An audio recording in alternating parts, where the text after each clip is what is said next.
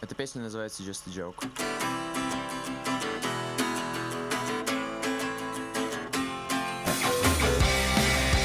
No one energy. That bet. Fuck. Yeah. I'm by myself and I'm already fucking exhausted. And honestly, it kind of puts it over the top. Too many animals in the house. I bet. Because that's like, those are kids that you like, that you can't actually talk to. Yeah. And then like the kids, they can't really help at all. You got 2 cats, 2 dogs, and a bearded dragon. And the newest dog is a rescue. And she's just costing us a fortune. And now she's like on these meds, just making her pee all the fucking time. Oh, that's always fun. Like my wife's office now smells like piss. Like the whole room, it just like we need to get the carpets clean because like I can't clean it enough to make it not smell like it anymore. Right. And it happens like in the middle of the night, so like it sits there. Yup, and it just soaks up.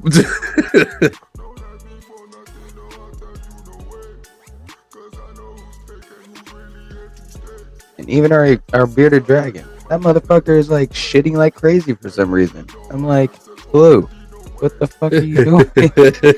That's it. No more blueberries for you. He's just like I don't need this right now.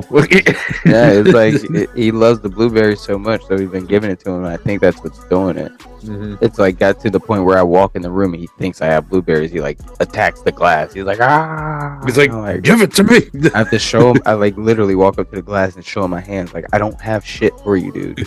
Like, all right. Well, nerds. You heard the story of my crazy bearded dragon. And we're back. So let's talk a little bit NBA talk. Well, specifically the Dallas Mavericks. Excuse me. Those two, like, they're like, oh man, I haven't really been able to watch any Maverick games in general this year. But like I've seen the highlights and like highlights of Luka and Kyrie playing on the floor together. It's almost like they're a little bit. Obviously, it's going to happen because it's like a new team, a new like environment. But they're not like they just like kind of float around each other. Like they don't really like play together. Yeah, so that's exactly how it looks too, and like basically how it is. And like I've been watching them. As soon as Kyrie got there, I watched the games before Luka got back, and I really was interested to see how they look together. And you can see Kyrie is used to it. The first game, he was a little. Actually, both games, he was a little timid. I think he didn't want to step on Luka's toes, and then he went off in the fourth quarter in that one game and scored 26 of his 36. In the fourth, I believe it was just in the fourth. And then that last play, they were playing the Timberwolves. That last play where they couldn't get a shot off. They kept passing it in between each other.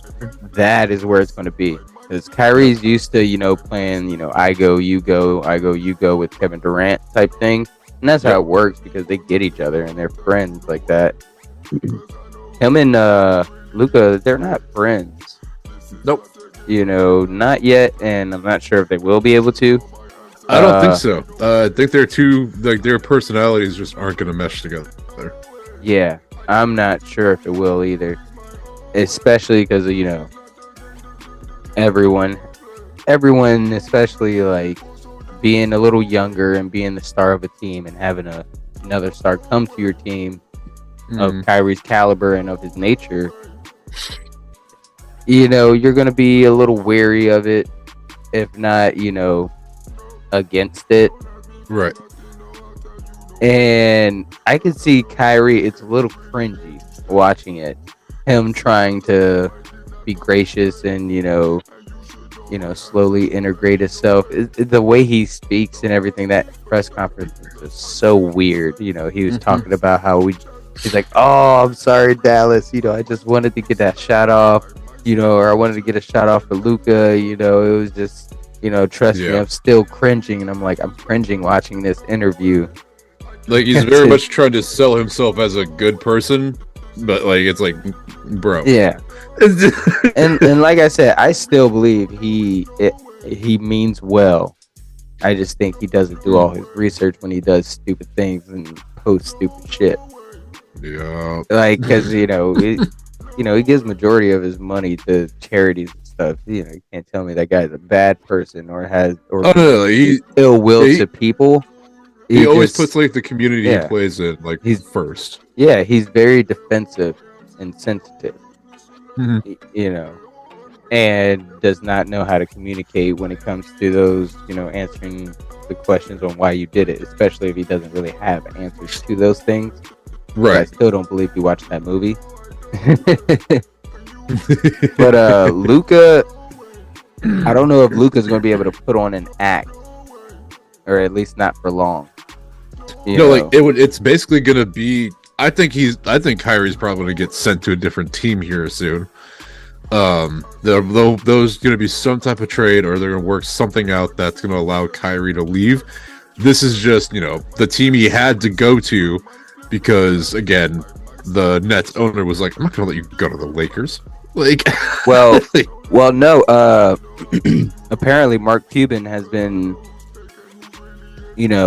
interested in Kyrie for some time now. And they talked about it back when Kyrie first wanted to trade, but nothing ever became of it. And he jumped on it immediately. And they're not gonna. I don't think he's gonna leave at all, because basically he's a rental. He's gonna be. His contract's up at the end of the year. They're gonna go. They're gonna take a shot for it. They're not gonna let Kyrie walk after they not take that shot after they let Denny, Pat traded Spencer Dinwiddie and Benny Dorian Smith for him. Right. So they're going to go for it. But what will this become of Luka? Like, how will this rub him? Will he want to stay with the organization afterwards? Because I don't think Kyrie will get an extension. Because I don't think they're going to win the championship. I think the Suns are the best. Yeah, have the best chance out of the West have KD, to go to the finals. Almost guaranteed to. Yeah, I mean, shit, fucking. Chris Paul just had, what was it, like 19 and 13 assists or something like that. Some crazy 15 assists. Just doing his Chris Paul thing.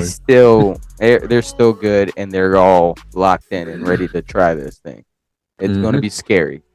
Devin Booker on one side, Kevin Durant on the other side. It's going to be scary. But back to the Dallas Mavericks and Luka.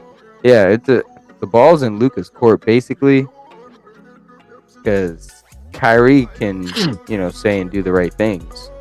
Right now, I think he's probably in a safe space or a safe environment where, nothing is really going to cause him to get out of line for now. At least not until the finals. But I could be wrong. This is Kyrie. Who knows? Yeah, anything is possible. he has shown us that. Yep, that he definitely has. I mean, but in the first game they played together, they combined for 55 points, and then for the second game, 69 points. So they're not going to have a problem scoring the ball. Right. But you saw they were in that close game that they lost to Minnesota, where they couldn't decide who's going to close. So, I feel like if they want it to work, they need to sit down and have a conversation. And the game plan, they need to treat it like it's the restaurant, right, like it's the Little Dipper where we met in the restaurant. Nobody wanted to close. The good old days. It's kind of the opposite. It's the same system, but the opposite. Have a schedule. Look at the teams who you're playing. Look at the matchups, and be like, who's the closer for tonight? Basically that's how you got to do it. And like Lucas said, like in that last play, I'll defend Luke in that last play. He wanted to shoot it. I don't think he wanted to pass it to Kyrie at all. They were double teaming the shit out of him every time he got the ball. So he had to pass it immediately. Not many seconds on the clock.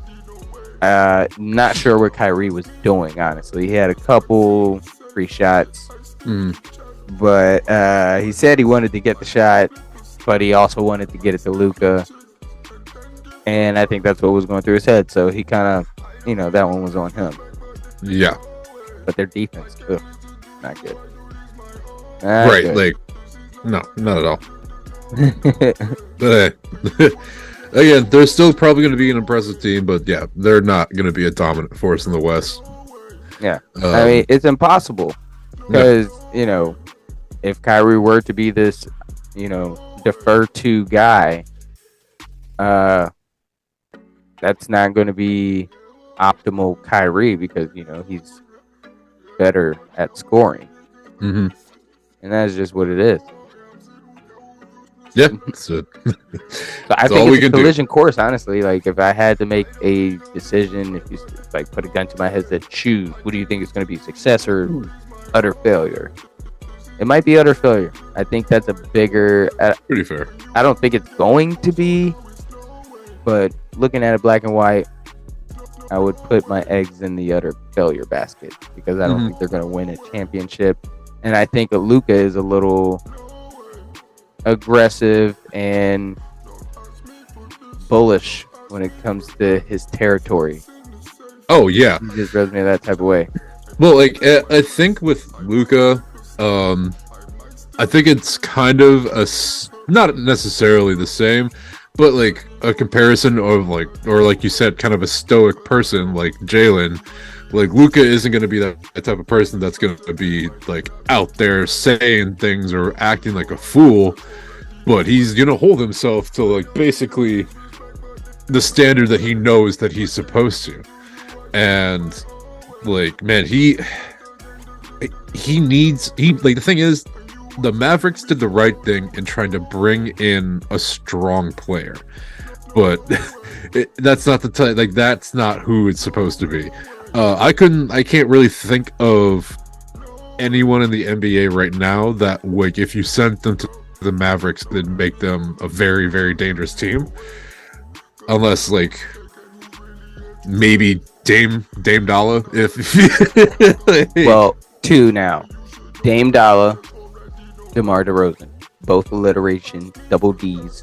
Double D's? Didn't mean it like that, but we all like Too late. It's out there. You know what I mean. Yeah, everybody likes it. But those two players would have been perfect. I don't know. It was just those type of players. Like Anthony Edwards.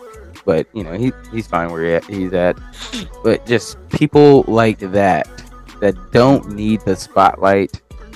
Yeah. But don't have problems dominating when they're told to. Yep. Maya agrees. She is all up in my business right now. Hi. Because Maya is, she's a genius. Mm-hmm. And, she has common sense. Oh, yeah. Doesn't even have thumbs, but she has common sense. Maya could fix the world if she was put in charge. I'm confident of that. Give her vocal cords and, thumbs and let her go to town. She'll fix it. Yeah, good girl.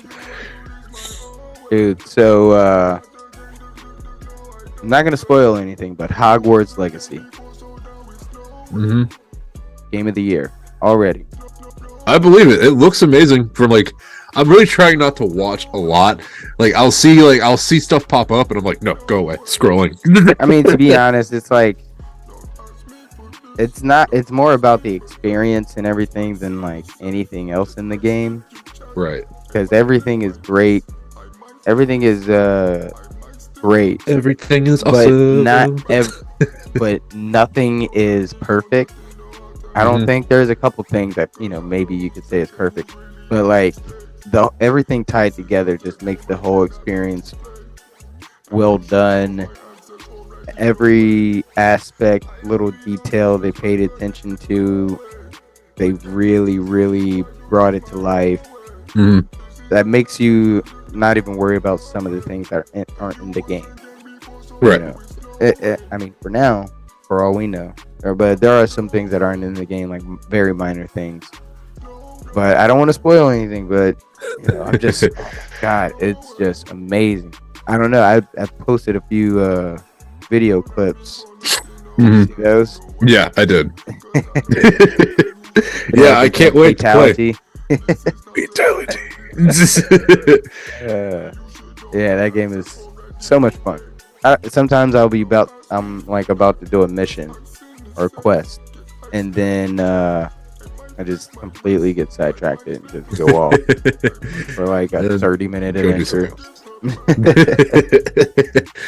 Well, hey, that's the way the game's supposed to be played. Like, you know, you're meant to be distracted. You're meant to just kind of wander off sometimes because it's an open world game and it's a Harry Potter open world game.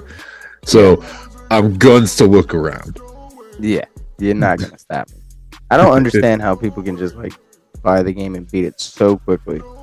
That's impressive. You're defeating the purpose. I mean, kudos for you for staying that focused in a game this creative, and it just gives you so much to do. Right. Yeah, I'm excited to play. I re-downloaded Ghost of Tsushima as like a way to kill time until it comes out for me. Nice. Or I just bite the bullet and get it on Steam, which I probably will. We'll see. I was gonna tell you not to because I've read some things about a lot of glitchy things, and it just doesn't run as well, I guess. I believe it. So I mean, unless you really can't wait, then like do it. I'll probably have the patience to wait. Like I'll keep myself busy. I'm not gonna judge you for it or anything.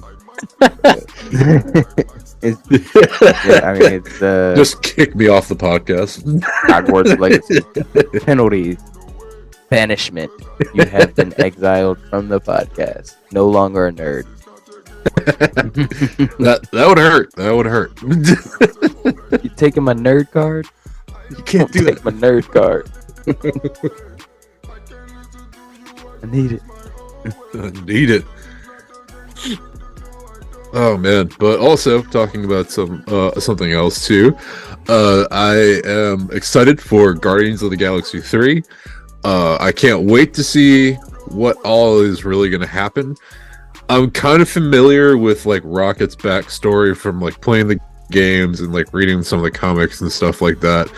And like this is going to be I'm confident this is going to be a very sad movie. It's going to be an emotional journey. Like, yep. Prepare the heartstrings to be tugged at. Mm-hmm. So yeah, like saw the trailer for that, and I'm like, ooh, this looks fun. Like this should be a good time. But then I looked at it more, and I'm like, oh, they're talking about some real dark things from their past. Like, yee. Yeah, man. I mean, Rocket and Peter Quill. They have some emotional backstories and some emotional side stories, like the Wastelanders. Yeah. I don't know if you listen to that, but give that a listen to. Like, it's real fun and lighthearted because that's, comical. That's how they are. But, they use that comedy to, mask any type of hurt and pain they might go through. So yeah, usually when you have characters that do that, they have pretty tragic backstory episodes and arcs. Right. Like, yeah, they smile because they know what real pain is. What you do? Right. Grit your teeth, smile. We're good. We're good. Oh man. That got a little dark. Thanks, Rocket. Thanks for taking us down this rabbit hole with you. Yeah, so I'm super excited for Guardians of the Galaxy as well. I mean, my kids love it. Our cats' names are Rocket and Groot. So, yeah. It's meant to be. That tells me anything. What else you got? Man, like this has been kind of a slow time. Like I truly don't have a whole lot else. Like, See what happens when football's over? yeah, I mean, this is more of a reason for us to start diving into like even more nerd stuff. Like there's obviously more out there. We still gotta like dive into it a little bit more. Yeah, I guess one thing I could kind of bring up is that there's like kind of a sort of legal battle going on with Dungeons and Dragons. And it's mainly because the creators of, well, not the creators, but the people that more or less own the rights to it now, they're restricting how their lore and everything can be applied and used to other storylines. And that's obviously kind of like a little productive or like contradictory, because the whole point of D&D is so you can create these worlds and make them your own. Obviously it'd be kind of hard for them to really enforce it, because if you're playing at home, like, and you're doing your own thing, like what can you really do to stop them? But yeah, games every day, man. It's a weird legal battle. They're basically just, they're shooting themselves in the foot, like a lot of companies are right now. It's a weird hill to die on. Yeah, like it's like, guys, like, come on. But it opened the door for the other type of like D&D system game called Pathfinder, and Pathfinder is utilizing this as like a big thing, because then they sold their main storybook for like $5 online. They're like, hey, we got this for you. Yep. And they're like, we're basically the same thing, a little less complicated sometimes. That's all it is. Hey, we don't got the big name, but we got you. We got you, baby. So yeah, that was an interesting little read I had today, or the other day. But yeah, I was like, man, D&D is becoming its own worst enemy. And also another funny thing is Magic the Gathering keeps adding on different like characters that you can use. And I believe they're in the talks of adding Pokemon to Magic the Gathering. How so? I don't know yet. I don't play Magic the Gathering, so I don't know. Yeah, and I'm not a true like big Magic the Gathering player, but there was an article I saw that I was like, why are you trying to fit Pokemon into this? Because they also added something else recently. I can't think of what it is off the top of my head, that I was like, oh, I didn't anticipate this from Magic the Gathering. Like, why would you put this into the game? You already have so many unique and special things going on with it. Like, I didn't seem necessary. I feel like, like hardcore Magic the Gathering fans, old school fans, OG fans, if you will. I feel like they probably won't be happy about this. Yeah, but I don't know. That's just kind of the sense I'm getting. Well, I mean, it's also just you have to put more money into the game. Yeah, but I mean, it could turn off, other fans of the game. I don't know. If you're a Magic the Gathering fan and you're watching, go ahead and comment and tell us how you feel about Let us this. know. Like, yeah, fill us like in. it. Are you welcoming to Pokemon, or you're like, if I want to fucking play Pokemon, I'll just fucking play Pokemon. Exactly. Like, yeah, like I have so many more options. And also, I'm thinking, when we're young, we're like, Pokemon card fans, but like we grow up and we just like Pokemon, not like the card game anymore. But also, I don't know. I play Yu-Gi-Oh! That's the only card game I like played out of the game on my phone. But that's the only one that matters. I mean, Magic the Gathering looks fun, but I never got big into it. I played it like once, maybe, but who knows? But yeah, those fun little nerd tidbits were some things that I ran into like kind of earlier this week, and I was like, oh, interesting. So yeah, hopefully I find more random stuff like that to throw in, and I think anything else right now it's kind of a slow time now that the Super Bowl is done. Like, they released the trailers for all the movies. I guess another movie that I look forward to is the new Adam Driver movie, where it's a premise of humans are from space, and Adam Driver is a human that from space that crash lands on Earth during the time of the dinosaur. So it's him running around with a plasma rifle fighting dinosaurs, and I'm like, I'm kind of sold on this. I am too, but the category, it feels like it falls under like Cocaine Bear. Future Man with dinosaurs, or Future Man with plasma gun. Drop him in the middle of dinosaur time. Yep, and then he also has like a kid with him too, so it's like one of those stories. That's funny. I'm definitely watching that. Still gotta watch Cocaine Bear though. Yeah, then they made a game out of Cocaine Bear now, just to add on to it. Why wouldn't you make a game out of Cocaine Bear? Yeah, might as well get that money.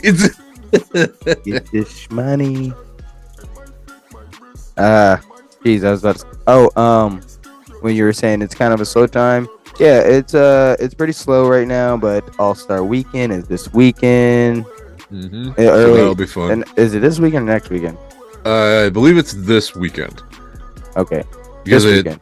Yeah, I think it runs. I think it starts on Friday. Yeah, because I was changing my fantasy lineup, and I was like, why are none of my players playing these days? I'm like, the All-Star. Oh man, I swear, I played fantasy basketball once, never will again. Dude, it's a chore to constantly keep up. I mean, this. Fantasy football is a chore, and that's like once a week. Yeah, that's a job. This is like every day. Ugh, that does not sound fun. But yeah, after the All-Star break, I've been diving into basketball pretty hardcore lately. It's also been pretty busy in general, per usual. It's just my life. Per usual. I need to stop saying it. It's vacation time. Just run off. I can dream of vacations and the little allotted time I'm given to sleep. But maybe I'll get a vacation sometime soon. Who knows? Probably. I doubt it. Glass half full. Exactly. Glass half full. It's hard to do that when you're a realist. Yeah. And I overanalyze things. No. It's like, yeah, I know a vacation's coming eventually, but I'm calculating how long that away that is. It's just... But to my nerds, that is the Nerdcast Podcast episode for today. Yep, we are going to wrap it up. We'll be back with more. We waited a bit to do the Last of Us review because, again, we're trying to also get some of our other guys in to talk about it too, but that will happen in our next episode. Yes, so look for that one. Hopefully we can record it tomorrow. If not tomorrow, this weekend. We'll just wait. Well, maybe we'll just wait until after this weekend's episode if we don't do it tomorrow. Yeah. And just give y'all free. And then I can rewatch all the episodes again because I love this. I love the show so much. Yes, sir. Oh man, just one thing I do want to say. The kid clicker, really? Did y'all have to do that? The little gymnast. Yeah, that was haunting. God, man, I did not need another nightmare added to the catalog. Already creepy enough, but you had to add that. All right, guys. Nerd up. Peace.